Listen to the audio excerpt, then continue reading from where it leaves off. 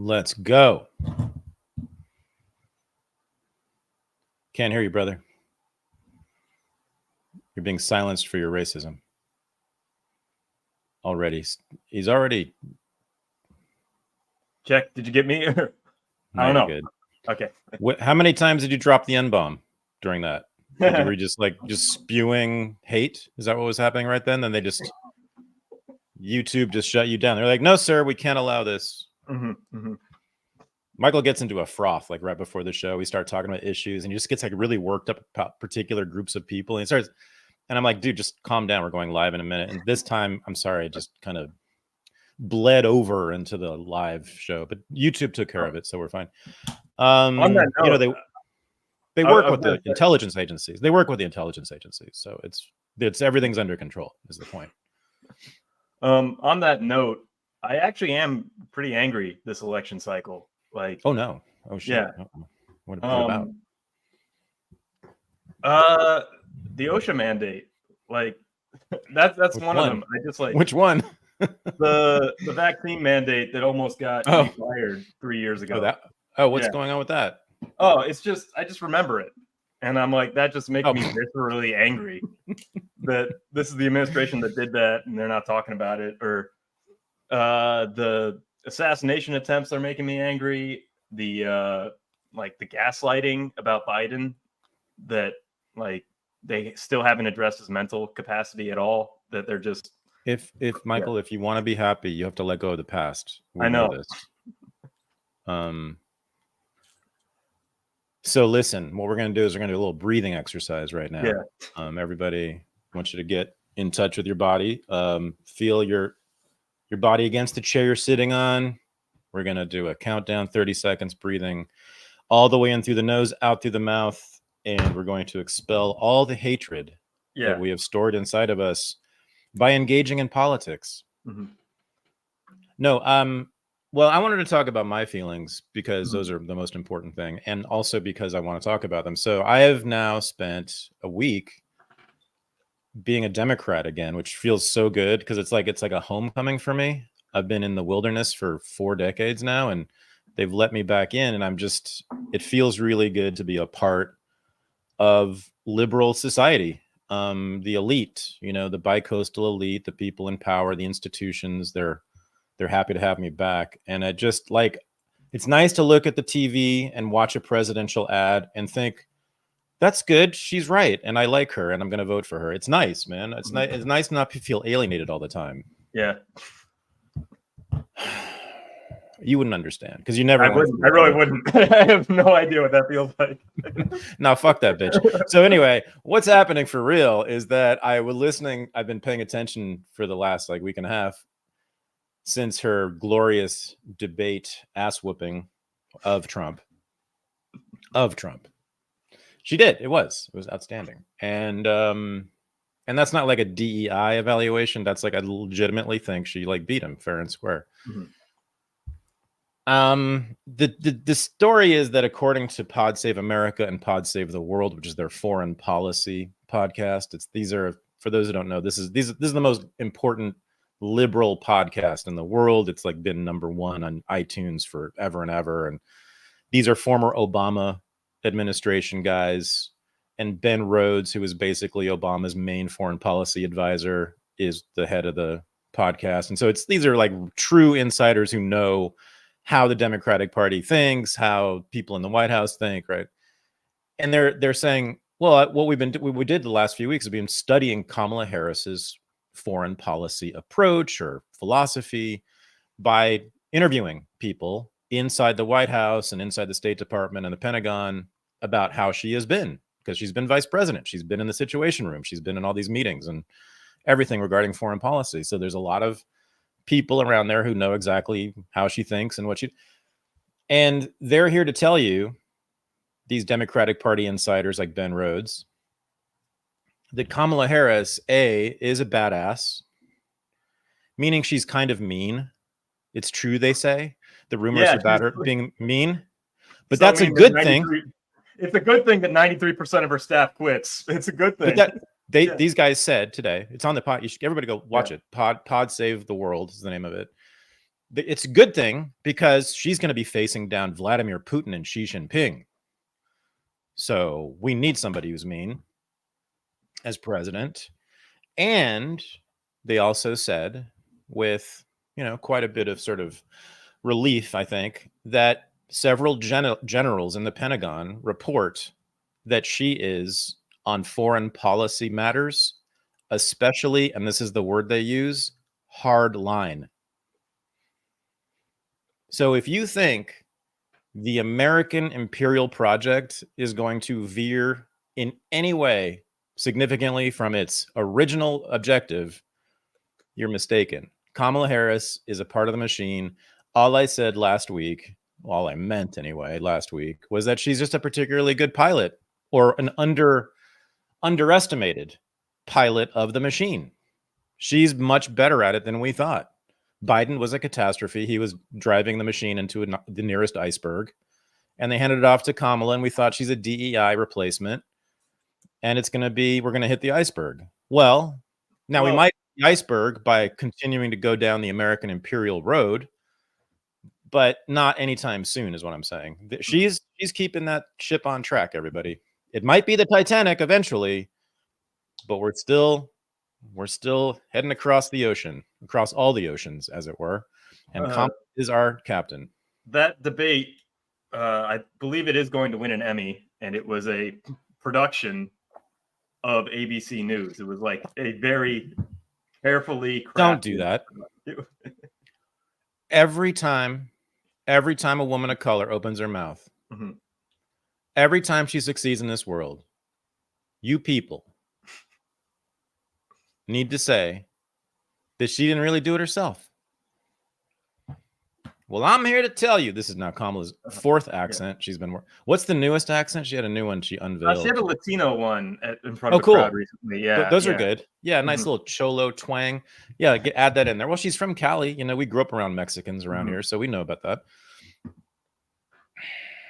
She's trying to relate to we talked about her racial identity crisis, I think 2 weeks ago, as the cause of this interesting choice of locution. But she's a woman of the people. Listen, I happen to know, since I grew up in the same neighborhood, she grew up when she was a kid in Berkeley, grew up in, I think we were technically the most racially integrated town in the country, in the United States, when I was a kid in the 1970s, because of all the good social engineering they did here. So she's really of the people. And so she has their voices in her head. Okay. She hears them. She hears the voices of the people. And sometimes those voices just they sneak out of her mouth, but they're from the people. I think she's a talented politician, is underestimated. And you bet against her to your own peril. I do agree that she is not to be underestimated, and that she is, but she also has the machine on her side. That's the thing, is of course. Yeah. And the machine is not to be underestimated. And this is something that she has practiced her whole life for. Or at least, yeah. I'm gonna use a football analogy, and this is gonna be the first and last time. Okay, everybody, don't get upset. And this is all worse. It's like an inside football analogy. But if you follow football at all, if you know about the San Francisco 49ers, Kamala Harris is a system. She's like a system quarterback. She's the Brock Purdy of politics. She has this awesome team all around her. She just needs to pass the ball decently well and the team will win, because everybody around her is so good and the team itself is so powerful. That's her. Brock Purdy is like a B- quarterback, but with the 49ers, he can win a Super Bowl. So she's going to win the election being a B-, although I think she's more like I don't know. She might even be like a Matthew Stafford politician. She's a good one. She can she can throw the ball downfield, lateral movement, moves well in the pocket. I'm saying sees the field, and now the decision making's there. Okay, her debate performance. Yes, sir. I'm sorry. Yeah. I'm back. Okay, her debate performance won her some confidence. And I don't have any clips of these, but did you see the 2 interviews she gave this week? She gave one to a local Pennsylvania news outlet, and then one most recently to the National Association of Black Journalists, the one-on-one interviews that she's done. That's not the one. That's not the one at which she pretended to be a Latina. No, that was some public event. The Latina Journalists Association, yes. Probably, yes. Okay. Yeah. To the Black journalists, she speaks like a preacher. To this, it was her voice, very, very quiet, very like. She's got the people. She has so many people inside of her. It's really kind of beautiful, man. There's a plurality of human inside of her, and they are voiceless until now. Okay, those are the voices you're hearing. Yes, she has Latinas she represents. You hear them sometimes. Yes, she has old Black men who are preachers in churches in her that she represents. Sometimes you hear their voices. Okay, sometimes you hear just an old bitch who should be an assistant principal at middle school, and that's usually the voice you hear. Anyway, I think she's. We're talking about football in the chat, and I want that to end right now. Okay, move on.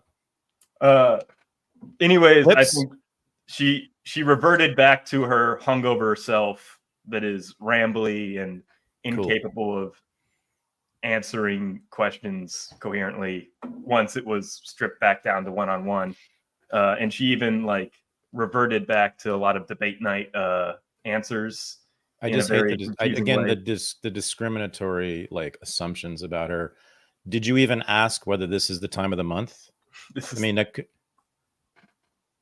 that can affect your performance. Okay. If we're going to live in a world in which all women are treated as equal to men, okay, we're going to have to take into account their very special problems. All right. Have we been demonetized yet? That was years ago. Exactly. That was like, I think we got the YouTube special nuke option. They nuked us. Yeah. Menopause. Yes, indeed. She's in the menopause. Well, no. Well, actually, yeah, I guess she is my age, so she probably is true post-menopausal. Thank you, Ariana. All right. What's next? I mean, you brought up the debate. I do want to mention that I think they're eating the cats line easily won the debate. That's all anybody talked about for the next week. It dominated the conversation. Much like nobody remembers anything from debates except for little quick quips. They only remember the sound bites. And the only sound bite from that debate was they're eating the cats. And now people are spurging out, freaking out, saying, oh, these poor Haitian communities, now they're being threatened by bombs. But also people are now finally addressing the immigration question because Trump did it in a charismatic and funny way. Oh. And yeah, it took over TikTok. It took over everything. Yeah. So I said this on Twitter. I think I said it in the show last week. My position on the issue in summary is the right wing has the most important argument to make about it, I think, that should be taken into consideration. It's not mine. I ultimately differ with it, but I think it's a very serious and important critique. Actually, no, I don't differ. I take it back. I'm sorry. I do agree with one argument that is made by the right wing, which is that the Haitians are in that community and the Venezuelans are in their communities, et cetera, across the country. These immigrant communities were socially engineered by the Democrats for political purposes. Now, Jeff Schellenberger, managing editor of Compact Magazine, friend of the show, took me to task for this on Twitter. And I haven't had the time to sort of follow up on it because it takes like research, and this is a research question. He says it's complete bullshit that Democrats have socially engineered immigration for electoral purposes. He says it's just a straight up myth. And I haven't had time to like get into this. I'm interested in the chat if the chat knows anything about this, or I invite people to research this right now. Is it true? Like, why is there a Haitian immigrant community in Springfield, Ohio right now? How did they get there? And I don't know.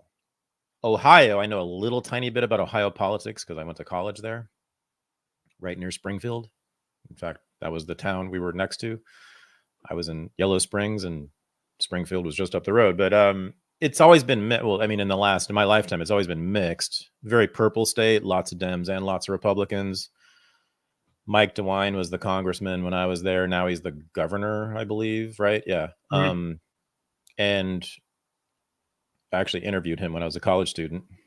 And he's still going, so I couldn't believe it. He's still there. He was a congressman back then in the 1980s. Mm-hmm.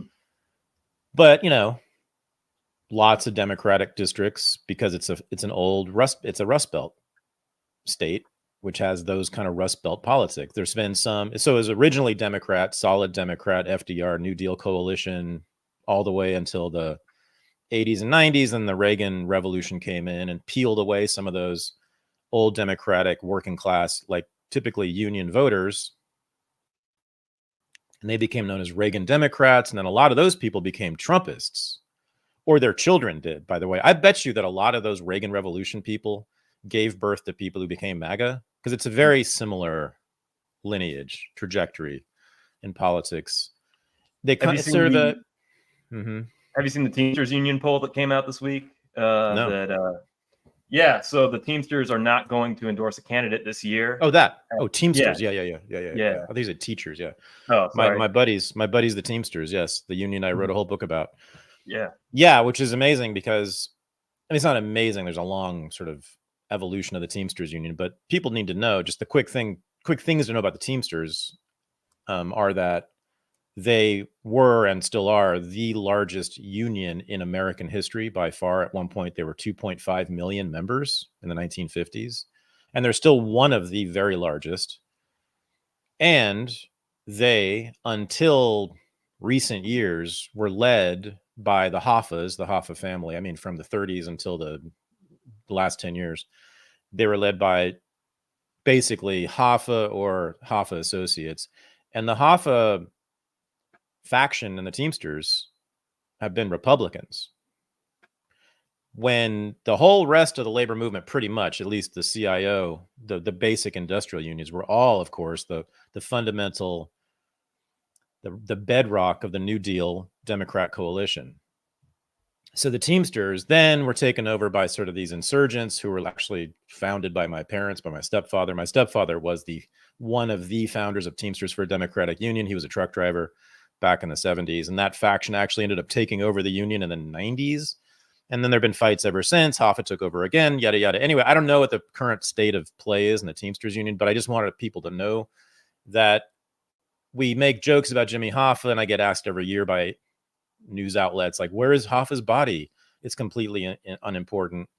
What's important is there was a massive trade union. The biggest trade union in this country was actually right-wing and much more representative of American working class people. And that's the big lie, is that the working class in the United States is somehow liberal. No. And the Trump movement, the MAGA movement, has really proved that, shown what working class politics in America has really looked like through my lifetime. And I do think it's sort of like the culmination of this long process, that began in the 1930s, of people who were sort of dragged into or tricked into the New Deal coalition and the Democratic Party, who were working class, like people in Ohio, who were factory workers, etc. Those people over the last 80, 90 years have in various waves left the Democratic Party, either because of the jobs going down south and the factories closing in Ohio and elsewhere, or all the things that Trump talked about, immigration. But it all comes down to sort of issues that working class people in the middle of the country actually care about. Immigration, when they believe it affects their jobs. I mean, I think that's basically wrong, but like they believe it. And also what's really beautiful to me about the MAGA movement is that these are the people who've gone to war. These are the people who have fought. I mean, if you look at the people who have served in the military, and in particular in combat in my lifetime, it's vastly disproportionately from the Midwest and the South. And so they know kind of what war is like. They have a taste of it, unlike the coastal liberal elites who run the wars. And they finally, after a lot of evolution of thinking on these issues, Reagan, of course, was all about the wars, although differently than people think. He was not a neocon, but nonetheless, they were very much about destroying the enemy and defeating the Soviet Union by any means necessary, and very patriotic. And we had lots and lots of movies in the 1980s saying that. But over the subsequent 30, 40 years, they changed their mind with Iraq and Afghanistan and the war on terror and all the rest of it. And MAGA came along, Trump came along and saw that. This billionaire son from Manhattan, real estate developer, TV host, TV show star, saw that people in Ohio, a lot of them, what used to be the base of the Democratic Party, Franklin Roosevelt's politics, that whole thing, what put the Democrats in a dominant position in American politics, that a lot of those people weren't having it because they didn't like these wars because their son had a leg missing from Iraq and they had lost their job in the factory, back in the 70s or 80s or 90s, and that company is now doing business in Mexico. And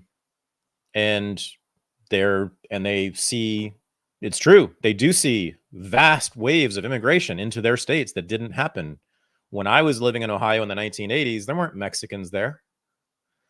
There weren't Haitians there, that's for sure. But there were very few immigrants in Ohio in the 1980s. Well, that's really different now. It's true. There is much more immigration, and there are whole pockets of immigrant communities from truly third world countries that are inside the United States, like in Ohio, like in Springfield. So that's my sketch of the politics of it. And I mean, I think it's for me, from my politics and my values, there's a lot in there that I really admire, especially, of course, the anti-war piece of it.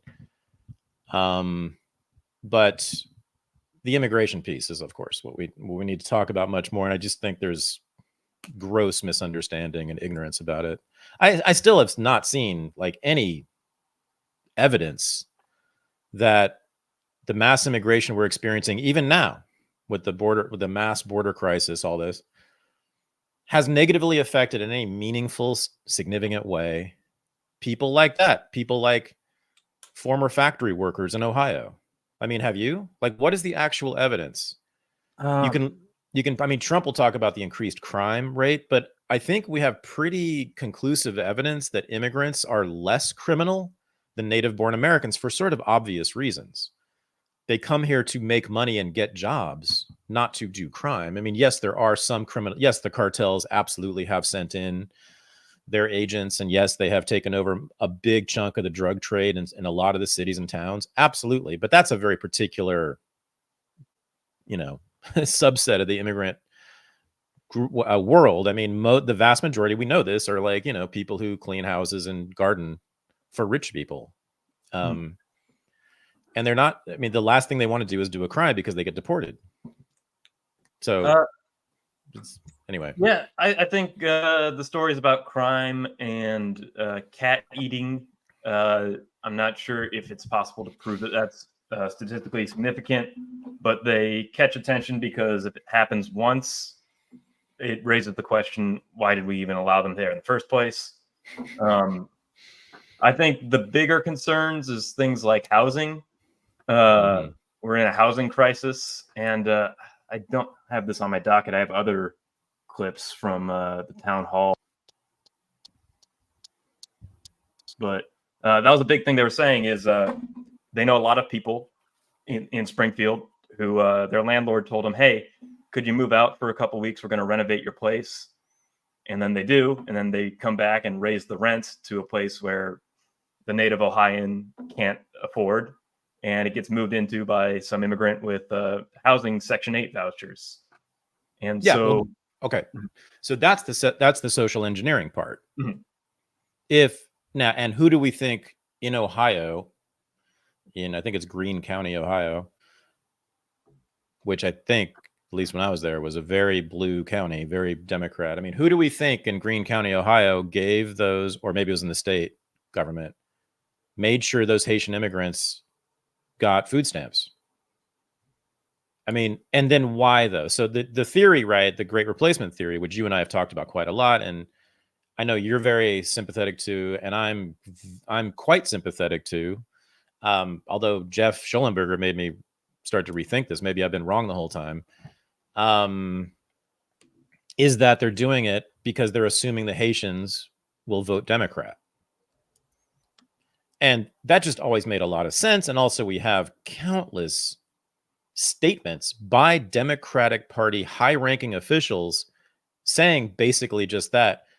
I think Matt Orfalea or either one of the great, there's what's his name on Twitter, Tom Elliott, put together, I think one of those guys put together an amazing reel of Democrats saying this. People should look that up. Oh, it's like 30 or 40 or 50 statements by high-level Democrats, like famous people like Schumer and Pelosi and Obama and Clinton, etc., saying, oh yeah, we're hoping for more immigration because we know that increases Democratic voting. This was like, you would hear this on CNN or MSNBC like in 2008, 2009. And Democrats would talk about the browning of America and talk about the demographic changes, and that this is a good thing, that this is exactly what we're hoping to happen. And then when it actually started happening, it became a conspiracy theory, and now you can't talk about it at all. Right. Yeah, so Jeff was adamant about this. He jumped on me. Jeff is just as smart as anybody, and he knows so much about politics, especially having been the managing editor at Compact Magazine for the last 2 years now. You know, he's had to deal in a deep way with just about every issue there is. So I trust that he has some fairly serious knowledge of this. I just haven't, and I'm curious if anybody in the chat has any deeper understanding of that situation. I mean, what is the evidence that see, that's the thing. I haven't seen actual solid evidence, right? I mean, except like the thing you're talking about. Like, we do know that they've gotten welfare. We do know they've gotten state assistance, these migrants, right, in various ways and places. But who authorized that? And then the bigger question is why? Like, why would, let's say, some state county commissioner or county commissioner in Ohio, why would he or she, if they're a Democrat, want to make sure Haitians get food stamps? Is it because the Haitians, they assume, would be then loyal to the Democratic Party and vote for them? That's plausible. Although I guess, like, I don't see Haitians as quite, or anybody as quite as, what's the word? Supplicant as that. I mean, they're not, are they just automatically going to fall in line if they get some food stamps from the government? I don't think so. I mean, I think they would need a lot of cajoling and reminding, and you have to have election workers come to their door on election day and remind them to go vote. Is it as automatic as we assumed it was? I don't know. Are we off in our theory about this, the Great Replacement theory? Well, here's the thing. Even if they don't vote Democrat, if you have mail-in voting, their ballots can be harvested. They can be counted towards the census, and blue states like California can get more representation. So there is a political advantage regardless. And nice. Yeah. I think part of it is also, even if you're a Republican, you might vote for these programs because they increase the GDP. They can be seen as like economically beneficial because it's cheap labor. Yeah. If your boys run the Chamber of Commerce, they love the Haitians because they're the cheapest labor there is. Yeah. If you have one of the remaining factories in Ohio, which is exactly where they work, by the way. I believe those guys those Haitians in Springfield do work in a factory. So, I mean, that's why the Bushes were so infamously or famously soft on immigration, essentially pro-immigrant within sort of the American political context, because they represented and came from that owner-employer class in Texas, a border state, who, of course, by then had, generations of depending on super cheap Mexican migrant labor through the Bracero program back in the 1950s, all the way to the present with the undocumented migrants. They're cheap as hell. You go pick them up you go pick up some guy standing in front of Home Depot, and you can pay them like, I don't know, $1 or $2 a day or something. I don't know. What do they get? I don't even know what's the market rate. Honestly, what is the market rate for an undocumented migrant landscaper? That's a good question. Mhm. That's what everyone should know that number. Mhm. If you're serious about this issue, you should know that number, because that's what makes the issue happen. The black market, again, is just undercutting the regulated market. Mhm. That's what we're talking about here, right? It's a regulated labor market over here, and then and then the black labor market, so to speak, or the black market in labor is what the migrant workers operate in. Mhm. And it each has its own economy and its own price points and all the rest of it. Well, if they're also receiving benefits like food stamps or Section 8 housing, you could pay them minimum wage above board. And so, okay. Yeah. So this is where, so I have a lot of friends who I super admire, and I agree with like 98% of the time on policy. I'm thinking of someone like Dave Smith, who I agree with on 98% of policy, or most policy questions for sure. Big ones, especially. He and I agree, but not on immigration. And Dave's, I don't know exactly what his position is, but I know he makes the argument that we must oppose immigration, at least in the United States now, because it's being used by the Democrats to advance their interests. It's not, and for no other reason. And I say to that, well, and because of the welfare state, that because they use the welfare state, they end up, leeching off of native born Americans, and it's not fair. People who pay the taxes, which, okay. So now, but then what I never hear is the follow up from a libertarian like Dave, or sort of just even an intelligent conservative anti-immigration person, which is, why the baby with the bathwater? Okay, I understand, and I fully agree. I don't want to pay taxes anyway for any reason, but I certainly don't want to pay taxes that will end up going to someone who comes in from another country, who hasn't even lived here and hasn't paid the taxes. No, I don't, not into that either. But is the answer then to end all immigration and therefore eliminate the sources of and don't we all believe, please, don't we, that there have been vast goods that have come with mass immigration? Yes. And, I'm one of them. You're one of them. Like, there's so many, and just, my God, I can't imagine. I love America so much for precisely the fact that it is a nation of immigrants. And my God, we were in Oakland last night, and we were just at some strip mall, and I was looking at all the restaurants that were there, and it was like 7 different countries were represented. Why not this, everybody? If you're on the right wing and you don't like the Democrats using immigrants, the Democrats using the welfare state to lure migrants here, you don't like undocumented immigrants getting any welfare, any state aid at all, I'm with you. Why don't we simply attack welfare generally, the welfare state, but especially just, can we not institute measures that will prevent undocumented migrants and migrants in general from using welfare? That doesn't seem impossible to me. We have ID cards. We can do that. I mean, there's many, many ways, especially nowadays with tech and surveillance, to make sure these people are not undocumented when they receive any kind of assistance. Like if they go to a hospital and get Medicaid assistance, or now the only thing you can't stop, of course, is them using the public infrastructure. You can't stop them from driving on the roads, which is, there's wear and tear on all of that, which costs money. But I think that's a pretty small price to pay for all the goddamn work they're going to do and are doing and have always done that we need. Who's going to go work in the agricultural fields in the Central Valley of California and produce all the lettuce that we all eat? Who's going to do that? I'll tell you who's done it for the last 150 years. No white people, no black people, meaning no Americans. They brought in Filipinos for a while, and then they brought in Mexicans. And it's only been that. It's only been people brought in from the third world who are very, very cheap. Those are the only people who have picked in the fields in California ever. The Okies very briefly in the 30s. I guess they were the only white native-born Americans, but they lasted for hardly at all because of the Dust Bowl, etc.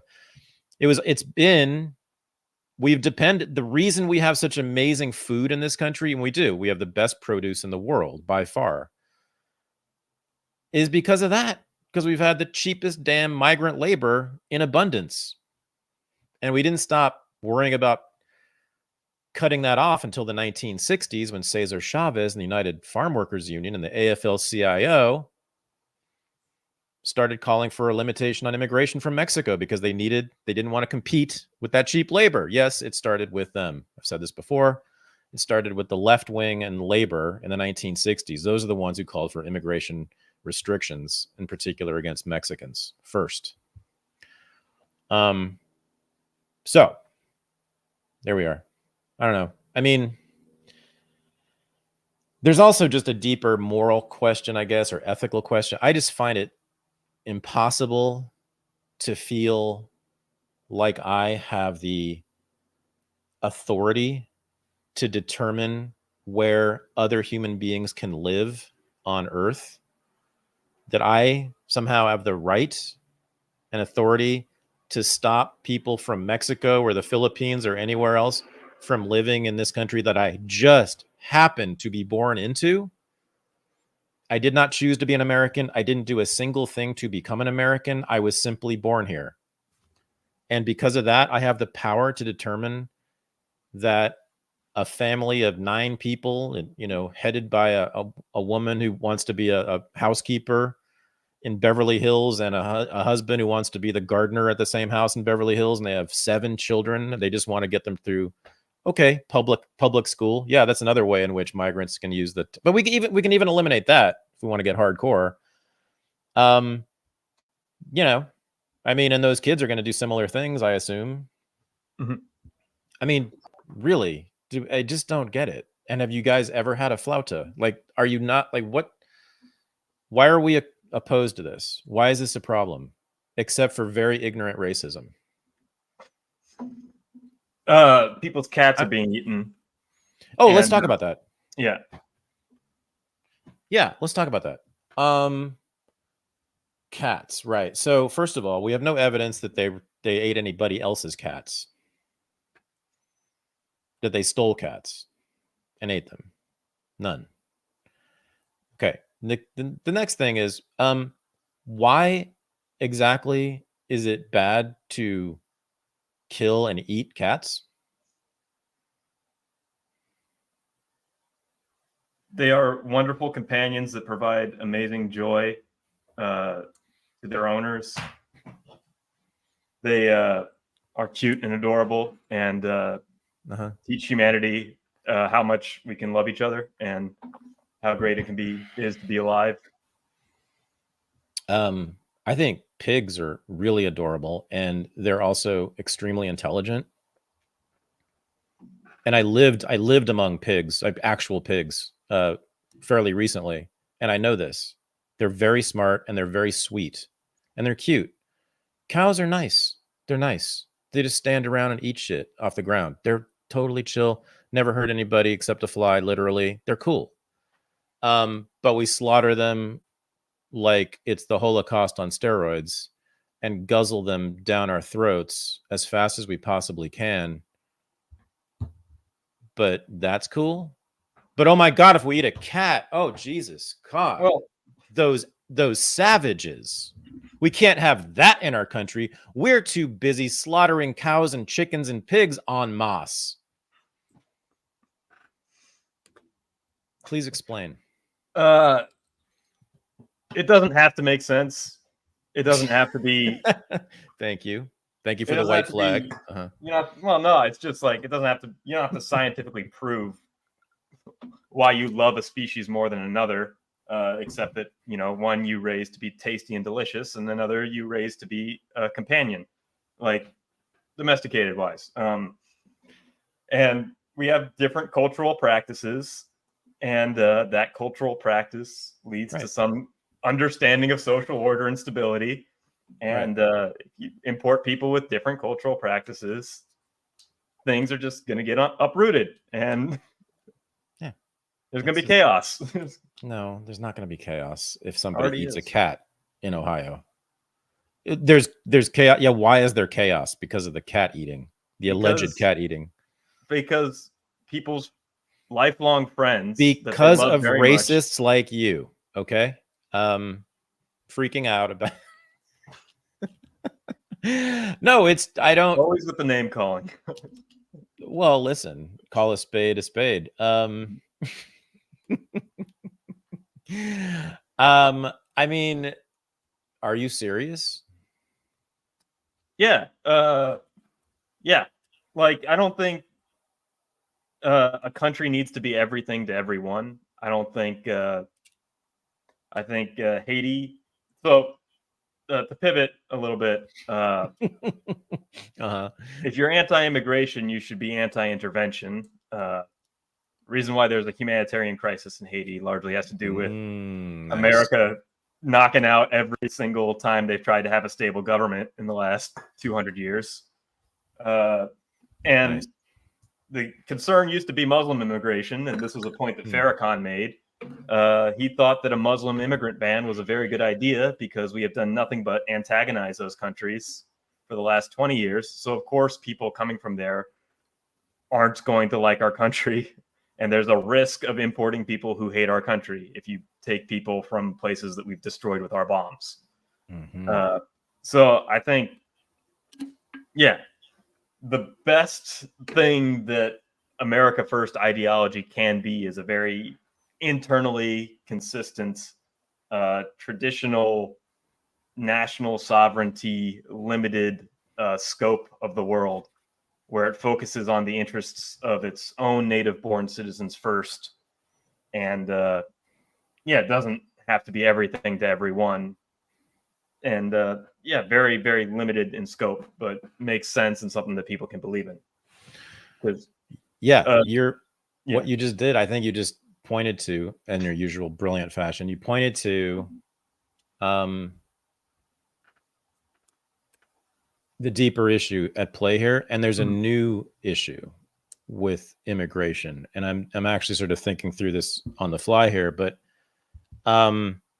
so when we've thought about immigration as an issue globally, as a global issue traditionally, we've usually thought about it as an economic question, right? People migrate for economic reasons primarily,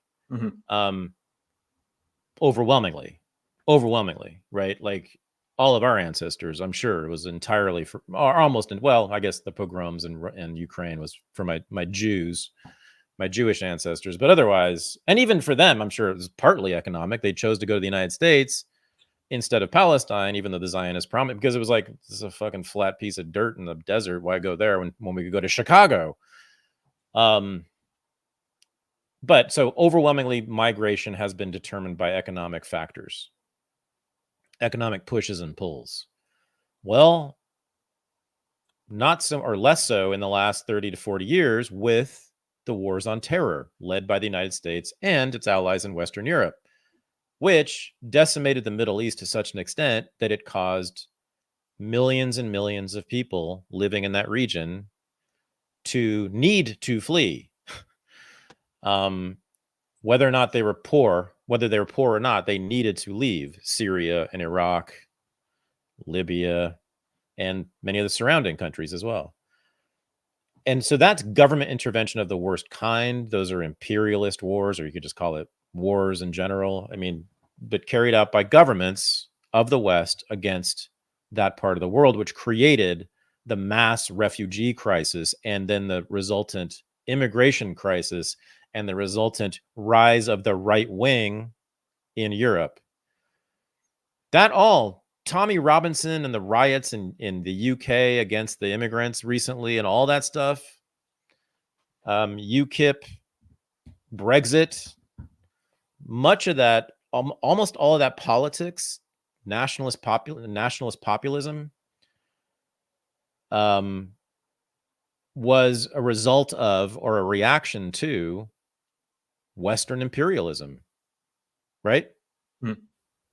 They colonized or attempted to colonize or neo-colonize the Middle East and North Africa, bombed the shit out of that region for decades to do that, beginning in the 1950s, by the way, with Mossadegh in Iran, and caused people to need to leave And for various political reasons, by the 1990s and 2000s, the countries that were responsible for that bombing took it upon themselves to take responsibility for the refugees. And so next thing you know, Europe is taking in literally millions and millions. Each country, I believe, and the EU took in multiple millions of, at least the big countries did, refugees, especially Germany. And but yeah, they all took in a lot, which changed Europe. Douglas Murray's whole career is based on this. Douglas Murray's whole career started with a book about, what do you call it, the death of Europe, or the end of Europe, which is about the immigration crisis. And he meant that when you walk through the streets of London or Paris these days, and I was in Paris a few years ago and I saw it was just striking. Like I said, damn, this is like a black city. It's like Detroit, but fancy. Like it's, it's like black, but like very fancy. People speak French and wear French clothing. I think there's a Kanye song about it. Yeah. Yeah. Oh, right. Yeah. And ends in Paris. Yeah. Yes. And so I kind of dig it in large part. I'm a little bit sad for the loss of traditional French and British culture a little bit, but there's new culture and there's the hybrid culture. These kids, they're not like the black people in France I saw were neither African nor entirely French. Traditionally, there was this new thing they've created that's just kind of both. But anyway, that's all a result of Western, French, British, and American, I call it imperialist intervention in that part of the world, in the Middle East and North and Africa. Yeah. Over decades. So yes, Michael's point is the most important one. If you're a racist and you don't like brown people like Michael, don't be an imperialist, because next thing you know, if you go try to extend your empire to their country, next thing you know, they're going to be coming into your country, which was, as I've said many times, the original argument of the original anti-imperialists of the Anti-Imperialist League in the 1890s was that they said if you send ships to the Philippines, they will become a bridge. The ships will become a bridge on which the Filipinos will enter our country, which is exactly what happened. That's why we have Filipino communities in Los Angeles and San Francisco, because of the Philippines War in the 1900s. So yeah, it's an amazing, and it's hard when you're like an anti-racist or non-racist and an anti-imperialist, because that's true. Like racist arguments actually work in your favor. Steve Bannon refers to globalist elites as transnational elites, and alleges that they don't believe in borders, and they want to dissolve ideas of borders, and they just see the world as economic zones. So they're totally comfortable destroying nations, including their own, because they see the future as one homogenous human race where the GDP just keeps rising and rising and rising, and they'll destroy an area that isn't controlled by whoever they like and rebuild it up with their whatever BlackRock-backed corporations, and all of civilization and culture will be forgotten because these people don't care about that anymore. Religion is something that needs to be forgotten. Traditions about monarchies is something that needs to be done away with. And so, yeah, that's the core. I would say that's the core critique. That is the essence, I would say, of the nationalist, populist, MAGA analysis of global politics today. That is what I think they have to say, Bannon especially, have to say about who runs the governments and the corporations in the world today. That they are globalists who are uninterested in or actually hostile to national identity in general, and want to replace national identifications across the world with a new identification, which they call global or international, or it's the things that Klaus Schwab at Davos sort of lays out, that kind of vision of a one world community where there are no real nation states, at least that are not significant, in which people travel across borders, information travels across borders freely. This is also, by the way, a very libertarian vision. It's also somewhat of a communist vision. and people identify as things other than their national origin. Yeah. So well, yeah, so that's right. That is there. I do think that does describe the Western elites, especially in Europe, by the way. I mean, you do see it like in New York and DC and a little bit here in San Francisco and LA. But, in Europe, most certainly, the people who lead the EU absolutely think that way. Mm-hmm. The question is, do we want to therefore side with the nationalists? Yes. I mean, I do. Yeah, I don't. Because nationalism against globalism. Right. And right. I think I want every nation to be its most prosperous civilizational peak version of itself. And this is something that never gets talked about, that is just immediately brushed away as racist, but and is never addressed as legitimate. But it was always the understanding since the establishment of the United States. This is like an idea that is seen as completely regressive and antithetical to what the U.S. is now. But it was always understood that the United States would be a Protestant white majority country.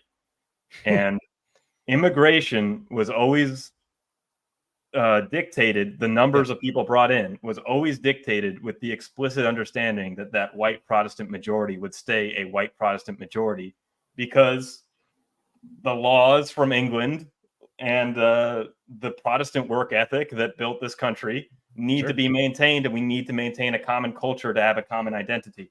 Right. And so it's not about that these people are bad, but it's just that at a certain point, you have more people outside of the culture and the nation ceases to be what it was originally. Yeah. And this is something that would never be voted on. Like, mass immigration is something that would never pass a democratic referendum in this country ever. Yeah. And ever. But it's something that just happens bureaucratically. The Biden-Harris administration will just let in 500,000 people through asylum status, or they just won't enforce the border, so people come across illegally, and then there's birthright citizenship, so they're here forever. And people stop believing in the institution and the country itself if this happens. And I don't think that's something. I think that's a legit concern, and I think if you want the United States to be the United States, a white Protestant majority demographically is sort of built into the cake as to what it is and what it was set out to be. Well, yeah. Okay. I mean, the history of it is that, the nation state is founded in the 1790s. Mm-hmm. But the very first crisis about immigration, when people are saying, oh my God, these people coming into America are going to change our culture entirely because they're so fundamentally different and exotic, is the 1830s with the Irish. So it was only 40 years when, and by the way, there's still immigration even during that time, but mass immigration really starts in the 1830s with the Germans and the Irish. The Germans were much less of a problem. Plus, they mostly went into the Midwest, like your people, I assume. You're a Midwest German, right? Yeah, Midwest German and Italian. Right. East that's right. German. Yeah. So, but the Irish were not. They were not cool because they settled mostly in New York City, East Coast, and were considered to be an inferior species.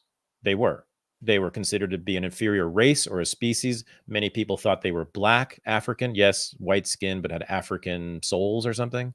I'm talking about scientists, social scientists, doctors, politicians, the intellectuals of the day believed almost to a person. There was a consensus that the Irish were subhuman and vastly inferior to white people. And of course, the gangs of New York famously, right? There was rebellions against Irish immigration on the streets that were violent. There were rebellions in Congress. They attempted to block Irish immigration various ways, couldn't do it. It was a huge thing, and then it continued. I mean, after the Civil War, there were, a new mass immigrations, and, the Jews started coming in big numbers. Similar stuff was said about them. Real quick on the Irish. And the Italians. Lincoln brought them in and drafted them as soon as they got off the boat to fight the South.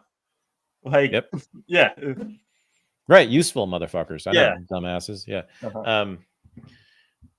Well, that was a part of the strategy that the Irish used to assimilate and become seen, to get first-class citizenships. Like, look, we volunteered to fight in the army, and it worked. They ended up getting basically full cultural citizenship after the Civil War, when they became cops and firefighters, after having proven that they were good, loyal Americans by fighting in first the Mexican-American War in the 1840s. That's what they did, like, en masse. There were Irish groups that organized Irish immigrants to go to volunteer in large groups in the Mexican-American War with the express purpose of proving that they're good Americans so that they could get citizenship and get the good jobs too, because they were being discriminated against, right, in the jobs.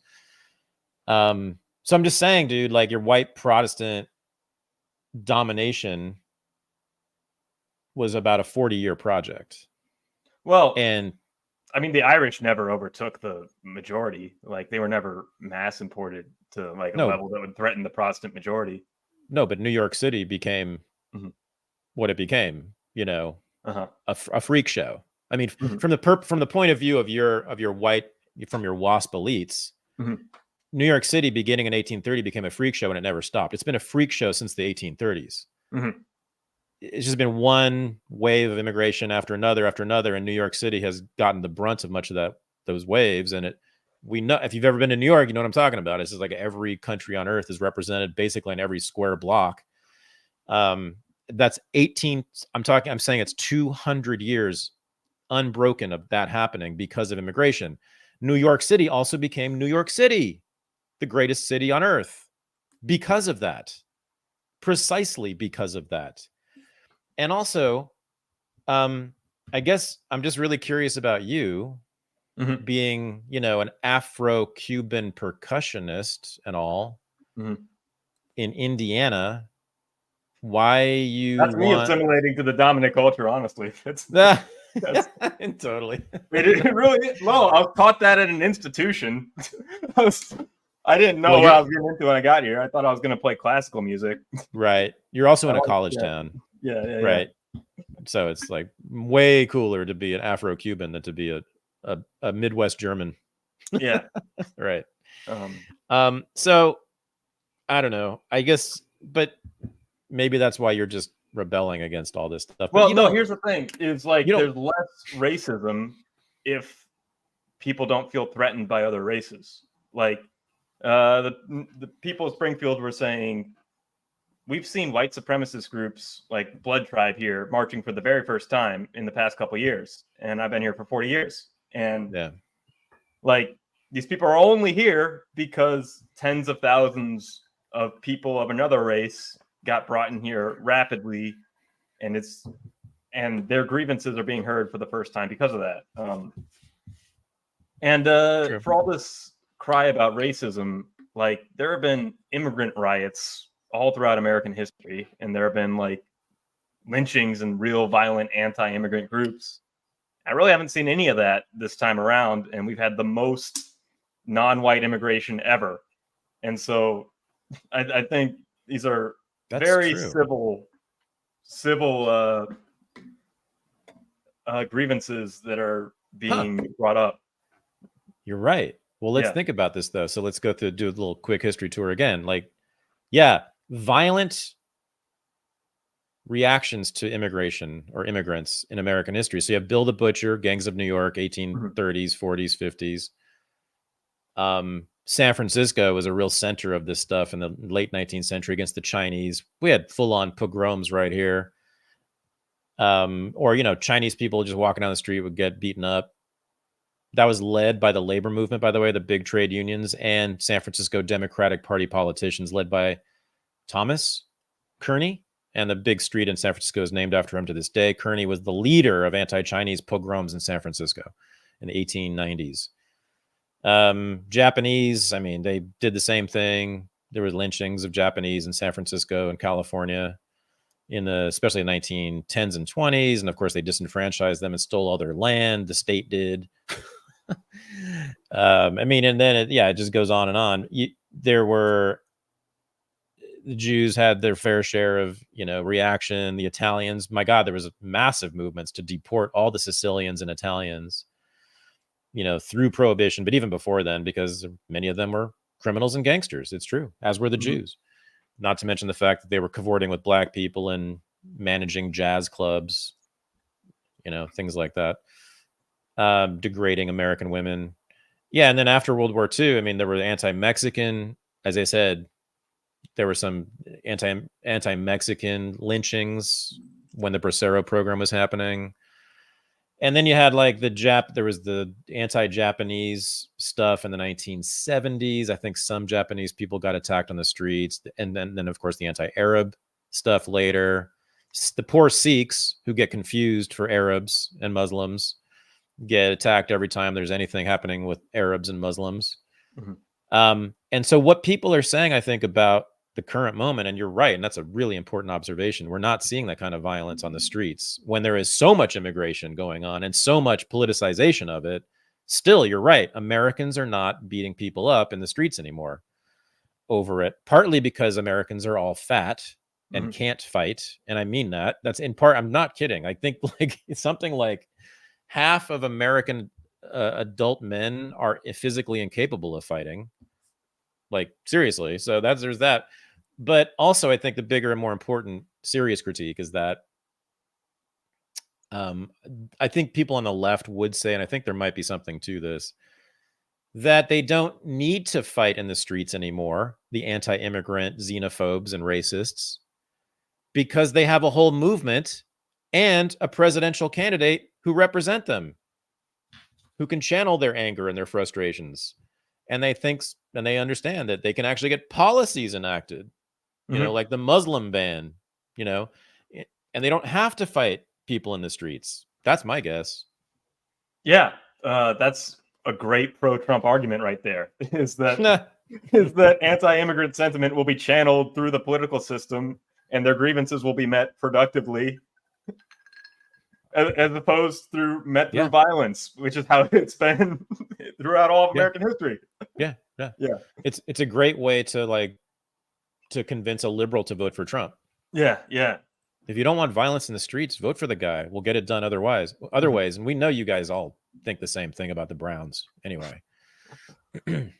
Man, okay, I'm glad we talked about immigration, because we really haven't.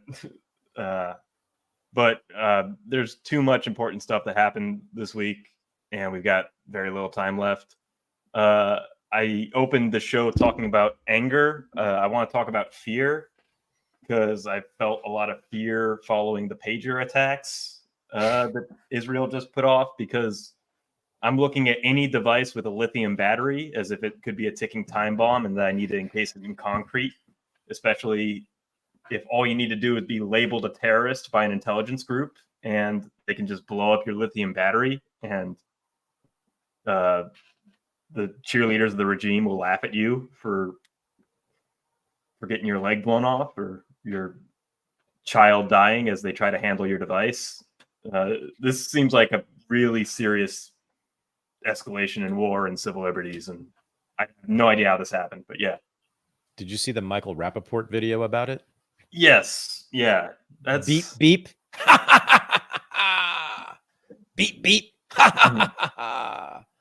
Yeah, they think it's funny. And they've also been saying, the Israelis and the Zionist supporters have been saying that it not only is it a great thing, it is the most precise attack on terrorists ever. That it was the safest and most precise attack on terrorists possible. And I believe one of the first people killed was a 10-year-old girl. And then another kid was killed as well, right? Yeah. And then we have multiple videos of, the things going off, like when people are shopping in a supermarket. Yeah. And multiple people, like the cashier gets hit by it. And so, I mean, I kind of like this because, again, and this has been happening more and more and more since October 7th. I mean, Americans have been seeing more and more what Israel really is. and what their supporters are really all about. We didn't talk about this last week. I thought we might. Do you know about that podcast, Two Nice Jewish Boys, these two Israelis? It's the biggest English language Israeli podcast. Yeah, I've got the clip. Got the clip? From a couple of weeks ago. Let me see if I can find it. Yeah. You know, this is the way Israelis think, and they had now admit it. Mm-hmm. No, if you gave me a button to just erase Gaza, every single living being in Gaza would no longer be living tomorrow, I would press it in a second. That's just, I think most Israelis if that's agree. The choice. Yeah. Yeah. Mm-hmm. No, even if it's not like right now. Yeah, no. I would press it right now. Mm-hmm. Yeah, same with the territories. I would press it right now. Mm-hmm. No choice. No, Sharon is safe at home. God willing, I don't know. I haven't spoken to her in like an hour. No, I'm saying for the chance. Yeah. Yeah. I would press it right now. Give me that button and press it right now. There you go. And I think most Israelis would. Yeah. Most Jewish Israelis. They wouldn't post. They wouldn't talk about it like I am. Mm-hmm. They wouldn't post. They wouldn't say I pressed it. Yeah. But they would. They don't have balls of steel like you. They would, but they would press it, right? Like if they were in a closet alone, they wouldn't even hesitate. Mm-hmm. Someone came to them and said, "No one will know. You press this, all the Palestinians are gone." You'd be like, "Fucking hey, is there another one?" Of course they do. I mean, did anyone doubt this? It's amazing. There's been this sort of veneer of pretense that Israelis are actually humanitarians toward Palestinians. Why would they be? Yes, there has been a peace movement historically in Israel. Almost none of it exists now, but there used to be one. And some of those people were legitimately pro-Palestinian, and I've had some of them on my show. I mean, people who would go into the West Bank and defend Palestinian homes from being destroyed by the IDF, etc. So legit, but the overwhelming number of Israelis, always, of course, have, for sort of understandable reasons, by the way. I don't think this is like irrational because this demonstrates that they're evil.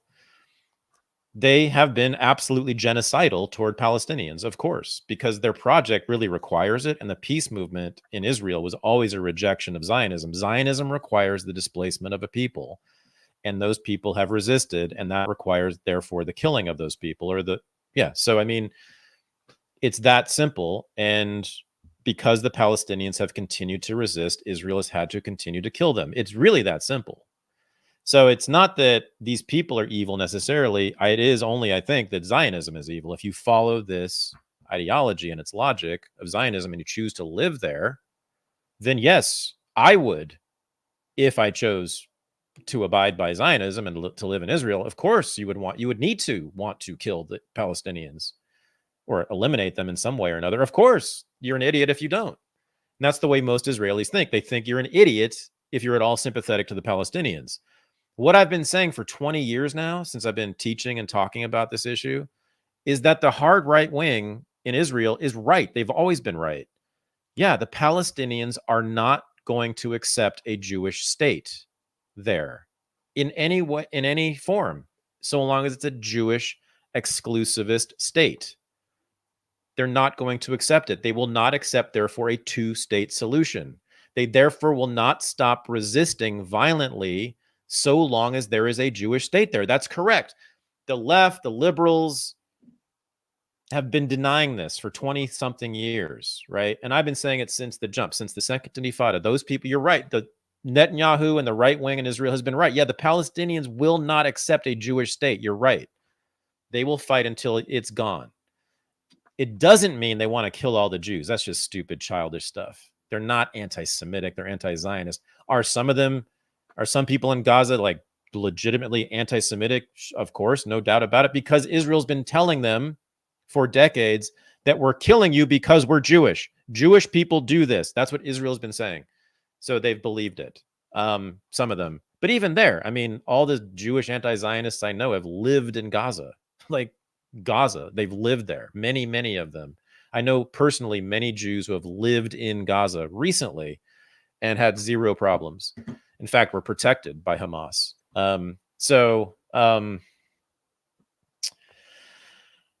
Yeah, so we are seeing just what Israel's always been about, which is utterly ruthless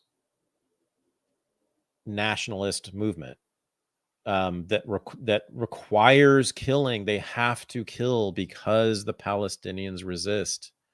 If the Palestinians all give up, yeah, it'll be like the United States in the 1880s. We will throw them all in boarding schools and dance on their graves and build a civilization on top of them, and it's over. That hasn't happened. The Palestinians haven't given up. They haven't stopped. And in fact, they're fighting just as hard as they did in the 1840s. So it's just a suicide pact, Zionism. It's a murder-suicide pact. That's all this project is. And the sooner Americans see it for what it is, the sooner they stop wanting to support it. And I don't need anyone to oppose it. I don't need anyone to be an anti-Zionist. I don't care. I don't need anyone to care about Palestinians at all. I just want them to not want the United States government to support Israel anymore. Period. That's it. And it just seems like it's such an obvious and easy argument for most Americans. Why, if you sat people down in America, the vast majority, and explain this stuff, I would have to think that the vast majority pretty quickly would see that it is not in their interest to send money or weapons to the state of Israel. Don't you? I mean, is that right? Yes. I mean, yeah. All it does is make enemies. I think that's the most compelling thing. I was talking about the white Protestant majority. And if you want to get rid of Zionism in the United States, you have to go after dispensationalism, and you have to meet Protestant evangelicals where they're at with their theology, and you have to criticize their theology from an internal Bible critique.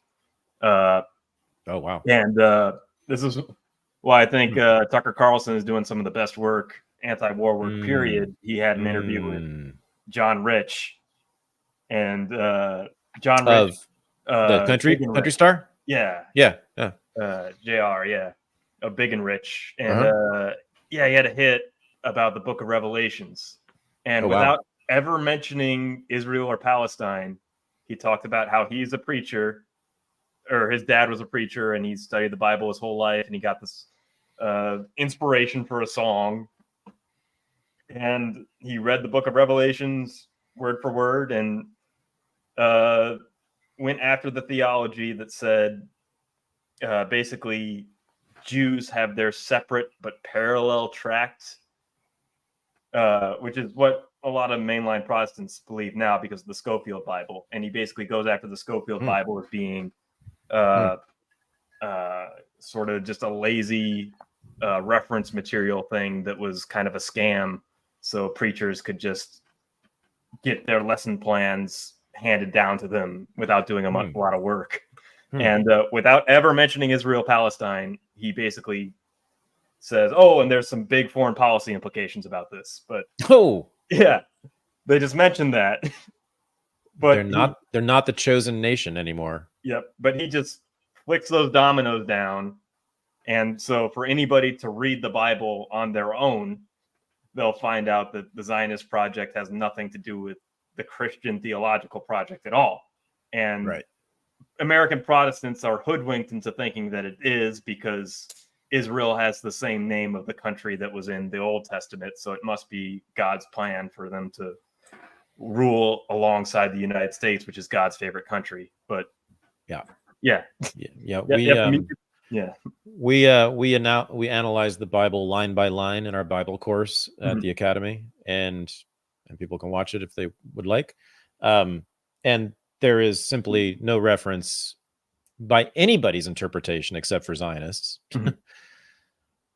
of the Jews having a right to a nation state in that part of the world.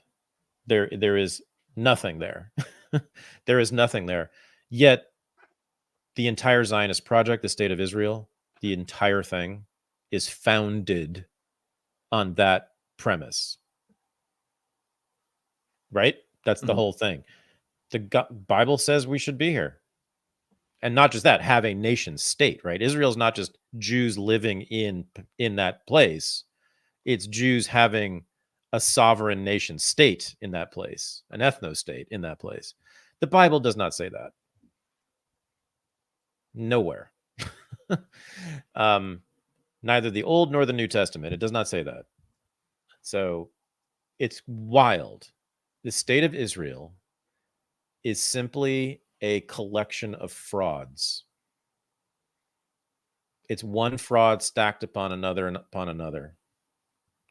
And the only thing it now has, I think, holding it up, I do think this. I think that it is the romantic attachment that many Western elites have to the Jews as the ultimate victims. You can it's a Holocaust hangover. They have a thing. Gentile Western and Jewish Western elites still have this thing about Jews being the victims of the Holocaust, the greatest crime ever committed against humanity, etc., and still sort of hold this special place in their heart for them. And they also think that Israel somehow is the legitimate and necessary response to the Holocaust and to millennia of anti-Semitism. That the Jews deserve this and need this, and they should be allowed to kill a bunch of babies for it because everybody used to kill their babies all the time. That's it. And that's the thing is that, and I see this even among friends of mine, but there is a large section, thank God it's not all of them, but there's a large chunk of the Western elite that feels that about Jews and Israel. Now, it's all myth. It's all romanticization. There are hardly any Holocaust survivors who live in Israel now.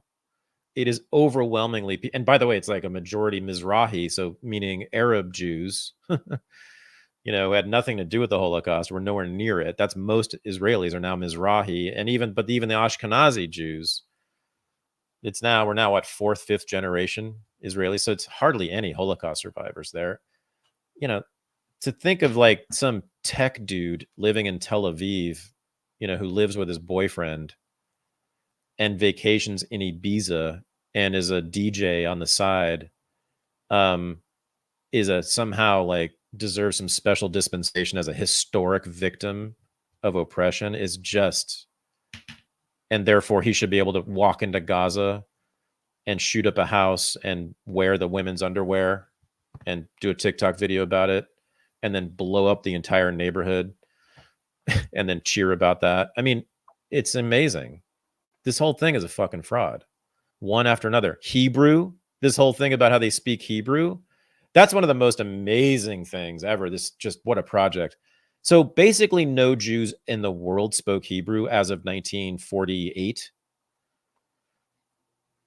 A handful living in Jerusalem who had always been there, which is like a few thousand, literally. There's like a tiny little group in Jerusalem spoke Hebrew.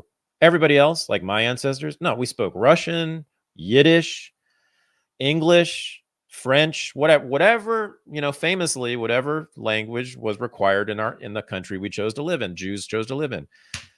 It's one of the reasons Jews are so smart, because they had to learn all these languages all over the world. So no Jews spoke Hebrew as of 1948. So they had to like force every Israeli has to speak Hebrew. They had to do this whole mass training program, training all these Israelis, all these Jews who were speaking Yiddish and Russian to speak Hebrew. And then, of course, made it the language, the official language of the state. And then they walk around acting like this is all ancient. Like, we speak Hebrew, therefore we are ancient inheritors of this land. It's like, no, you're a fucking Disneyland. You're an amusement park for Judaism. It's not, there's nothing legitimate about this. This is nothing authentic about this. This is all fake and fraudulent. So, yeah, it's annoying. And they do it in my name. That's the worst thing. Yeah. Please don't kill babies, and please don't kill babies and say that you're doing it for me. I just don't appreciate that. All right. Yeah, I'm just trying to think if my ethnic group behaved this way. Yeah. I mean, Italians kind of have the Vatican, so I keep my mouth shut on that one. Yeah, you should. What goes on in the Vatican at night? But they don't claim to be like speaking for all ethnic Italians necessarily. That's kind of their own thing. And there's a lot of internal criticism of the Vatican amongst Catholics and Italians. It's funny that the main scandal among Italians these days is about gays. Mm-hmm. It's like you're too gay. Like all the gay priests. That's the problem. And have you heard the stories about like, I've heard stories about priests at Catholic universities, the teaching staff, the priests who teach at the universities, like at Loyola Marymount in LA. They're kind of always in the Catholic universities, right? They have sort of like the secular staff and professors over here, and they kind of segregate. And the laity who are professors usually live on campus, and they live in sort of dorms. Apparently, it's just a massive fuckfest. Just a gay fuckfest at these. Everybody's having sex with each other, which makes sense. That sort of gay subcultures everywhere have always been like that. But it's sort of funny that like the Italians are now like worried about their gays too much. Well, I mean, that's the tale as old as time with the Italians. Sort of. I mean, yeah. Well, I mean, gay. Well, they've always been like both the gays and the super masculine guys at the same time. Certainly, Italian Americans have always represented masculinity to me. Right? Oh yeah.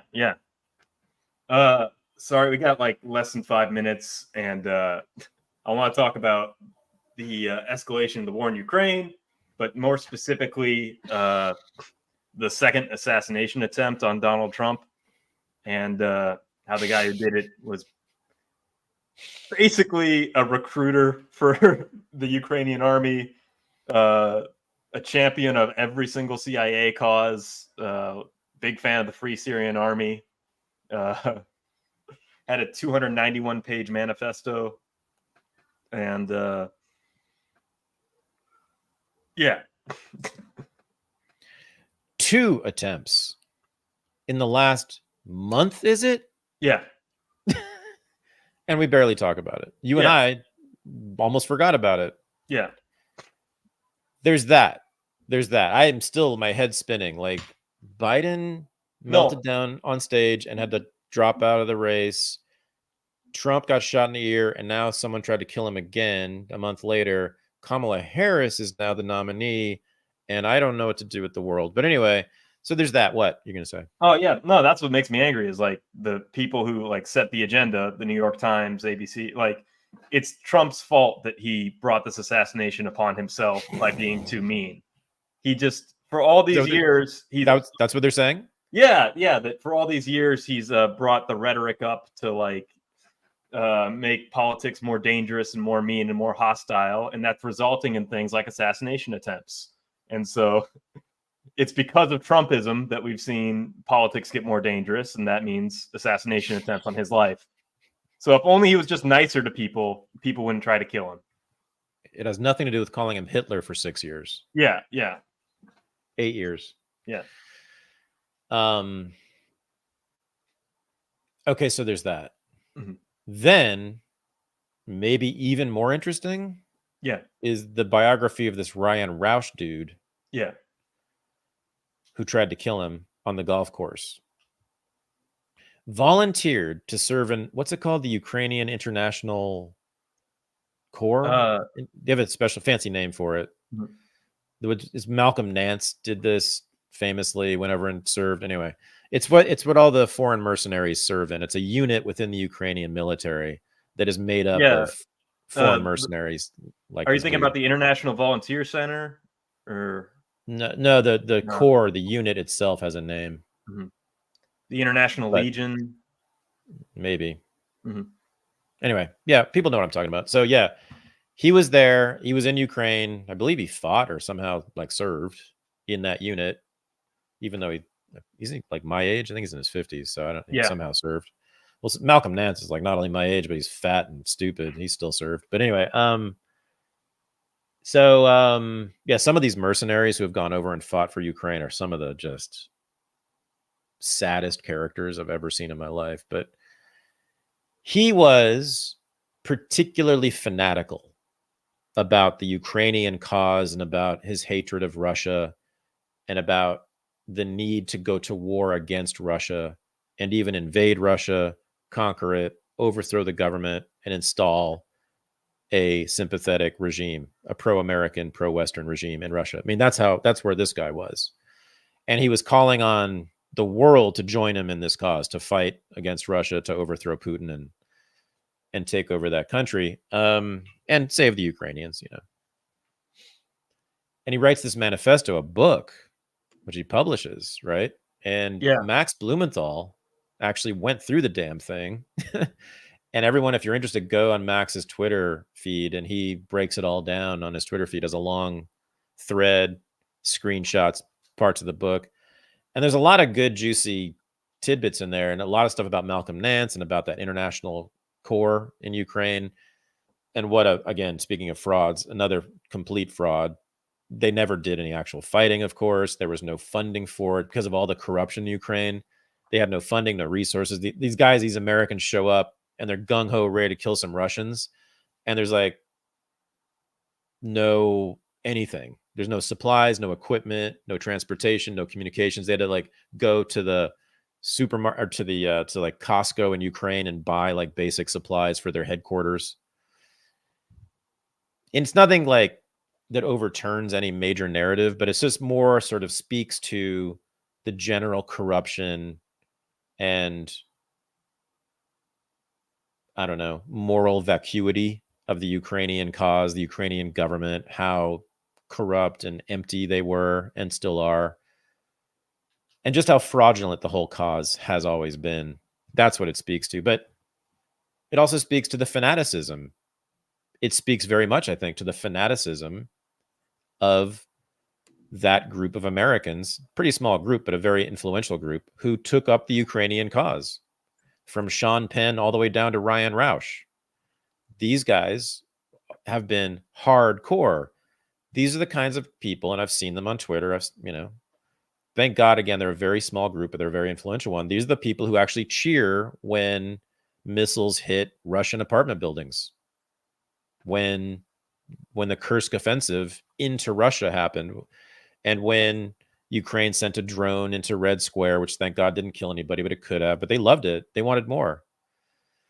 Every time a Russian gets blown up or killed, any soldier or even higher official, anybody, they put up a cheer for it. These are fanatics. They're pretty similar to Israelis and Zionists. They really relish killing the enemy in this case. So, it just discredits the whole Ukrainian cause further, which is good. Or I should say that, I don't say the Ukrainian cause, but the cause of the U.S. specifically supporting Ukraine. That is just, again, further called into question by this. So that's all good. I guess we got to run, huh? But go ahead. This also is sort of a sign of the war coming home, in that you have somebody who fought there. Basically, the Ukrainian government has an assassination list, and people have been taken out on that list. And Donald Trump seems to be like somebody who is willing to negotiate with Putin to stop the war. And it looks like as the war is fizzling out into desperation, they're not only going further into Russia, but they're taking out targets in the United States. And this guy had the deepest of ties. And there needs to be a serious investigation into what intelligence agencies he was with and how deeply connected he was. And if this is part of a broader effort to take out anti-Ukrainian voices in the United States. You should have the Malcolm X clip ready for this. Oh, which one? When JFK was assassinated, the reporters, the chickens have come home to roost. Reporters came to Malcolm, I think that day or the next day, and he was like, I think he was walking down the street in Harlem, literally like, "What do you think?" Because they wanted to catch him saying something, un-American. Yeah. "What do you think about the assassination of the president, Malcolm?" He says, "Well, looks like the chickens have come home to roost." Yeah, but so here's that, yeah. Because remember, everybody, if you're a Trump fan and you're anti-Ukraine, nonetheless, remember what your boy did. He was the first one to send weapons to the Zelensky regime. Mm-hmm. So don't get it twisted. Your man Trump is just as responsible for this thing. And he still blames Putin for the entirety of the Ukraine war. Essentially, he says Putin has killed millions of people, and he still sees Putin as an adversary. He doesn't. Yeah, they got to him. Yeah, I think the deep state or whoever, the generals in the Pentagon, finally beat him down and got him to just sort of accept that reality, or accept that as reality, that Russia's the bad guy. I mean, and Putin's the bad guy. Yeah. I think the Russiagate framing of things, when he was like trying to prove that he's not a Russian asset, if you're playing along with that game for 3 years, the assumption is it's bad to work with Russia. Russia is our enemy. So if you're constantly fighting that allegation, you're working in that mental framework. Right. Yeah. Yep. Totally. They all end up in the same place, don't they? Quite amazing. These politicians. All right. Unregistered Live starts now. It's otherwise known as our after party. We hang out on Zoom after Unreported every week. At this time, Michael and I go over there and hang out with every patron. You have to be a patron to do this, and it's only $5 a month, which is an amazing deal. So if you want to do that and hang out with us every week, Wednesday nights now, sorry, go to patreon.com/unregistered, join up at any level. $5 is the minimum. Pretty cheap way to have an awesome time. You can come in and ask questions, challenge us, or just watch us be silly. All right. This was fun. God, I hope we don't blow up the whole world before the next show. But anyway, good luck to everybody out there. Good luck to the Midwest Germans. You know, I don't know if you guys are going to last much longer, but you've had a good run. You know, keep your cats inside if you're worried about things. Train them to be indoor cats. Those are the times we're living in. Exactly. All right. Meow. Cool. Beep beep. Peace. Peace.